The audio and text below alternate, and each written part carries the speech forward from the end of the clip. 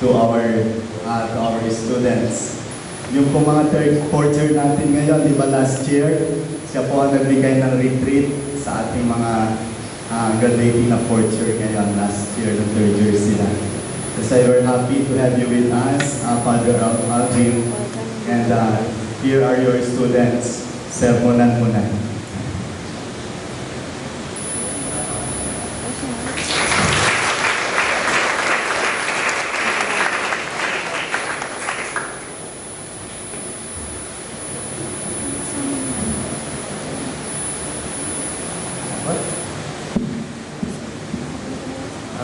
Magandang umaga po sa inyo lahat, especially to the parents. Good morning po. Good morning po.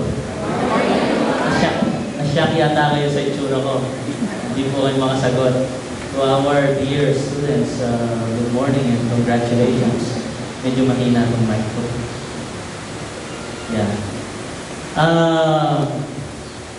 Actually, ngayon ko lang po nalaman na ito palang binigyan ko 2 years ago na retreat. Sila yung aking sa aming pagmimisahan sa graduation mass na to. Actually, ang intention ko po, parang Thanksgiving mass ko na to dito sa Fatima. Kasi po, almost 5 years ago, 2005, I think, 2002 to 2004, nagturo po ako dito sa Fatima. At nagturo po ako ng first year ng teaching ko dito, English. Second year ng teaching ko, kalokohan na lang ang tinuro ko. Hindi po. I taught values and music. Hindi ko makakalimutan, 2 years ago, I gave retreat to this beautiful young men. Instruments who will guide us through the path we are going to take in the coming days. Enlighten us with your light, and brighten our days as we offer ourselves to you as light to others. Lord, we offer these flowers, which symbolize the beauty of every one of us. As we draw through the years, we have made a lot of changes, making us better persons, and drawing out what is best in us. Help us to share this beauty to others, to make this world a better place. Lord, we offer you these fruits, symbolizing our ways and gestures, which brought enlightenment and happiness to others. May these fruits of our labor last in our hearts and bear more fruits. Lord, we offer this image of Mary, our model of Divine Mary, whose faith and obedience brought solution to the world. May we always accept your will with simplicity and humility.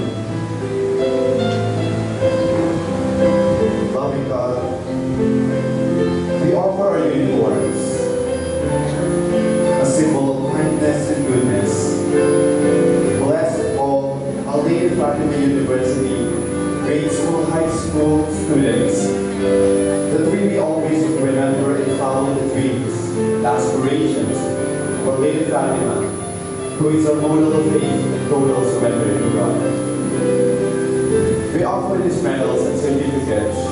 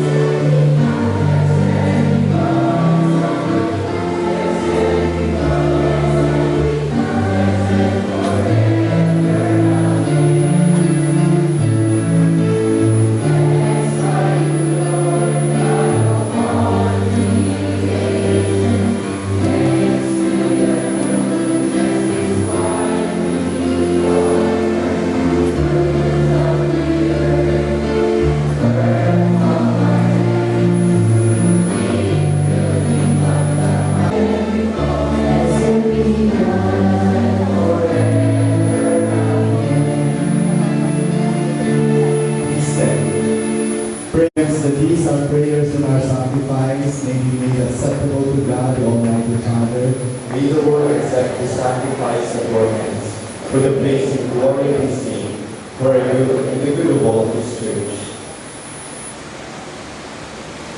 Lord God, fountain of all mercy, look upon our gifts. Let our sacrifice become the protection of all that call on you. We ask this in the name of Jesus the Lord. Amen. The Lord be with you. And also with you. Lift up your hearts. We lift them up to the Lord. Let us give thanks to our loving Father. We give you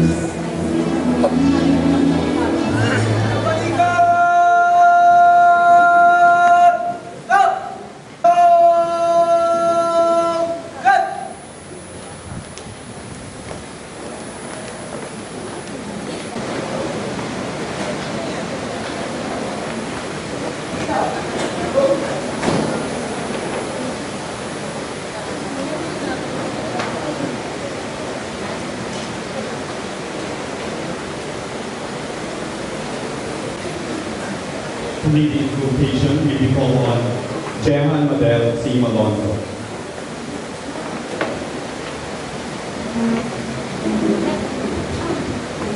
In the name of the Father, the Son, and the Holy Spirit. Amen. Heavenly Father, source of all knowledge and wisdom, we praise and thank you as we come to the end of this year's activity, our graduation day. Lord, we thank you for our dear alma mater, for nourishing our minds throughout the years of our stay in school. We thank you for making it a habit to enrich our minds and develop our ideas. We thank you for our parents who have sacrificed a lot to provide us with the education we need.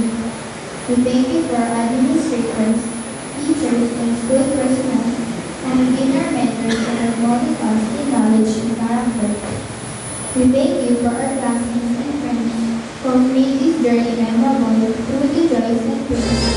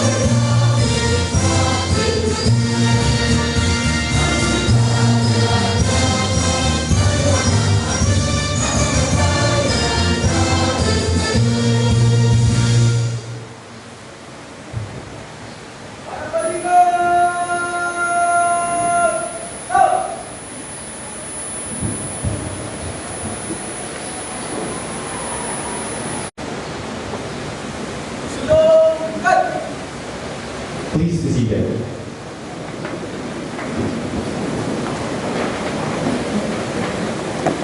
To deliver her welcome address, We welcome all the parents, the guardians, our guests, the director of the English department, our administrator, Mr. Robert John Santos, the dean of the college, Dean Harme and Mrs. Salazar, the guidance, Mr. Richard Laos, friends, graduates. We welcome all of you today.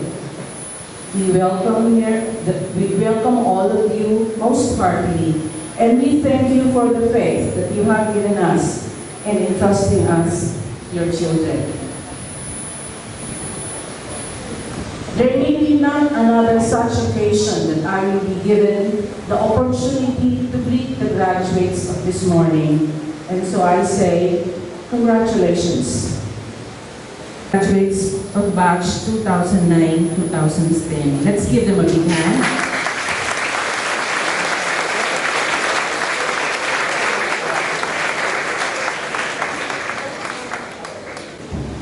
will now have the distribution of diplomas. And to do the honor, may we call on the advisors of grade 6 and 4th year, Miss Grace Imperial and Miss Alicia Consegra, respectively.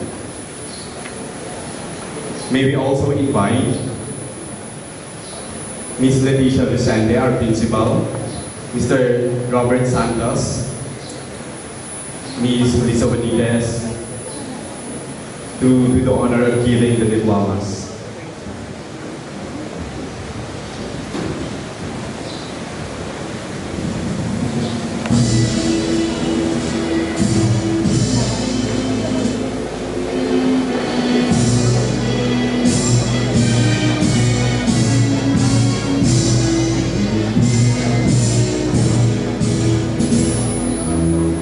Absayan James Darwin N.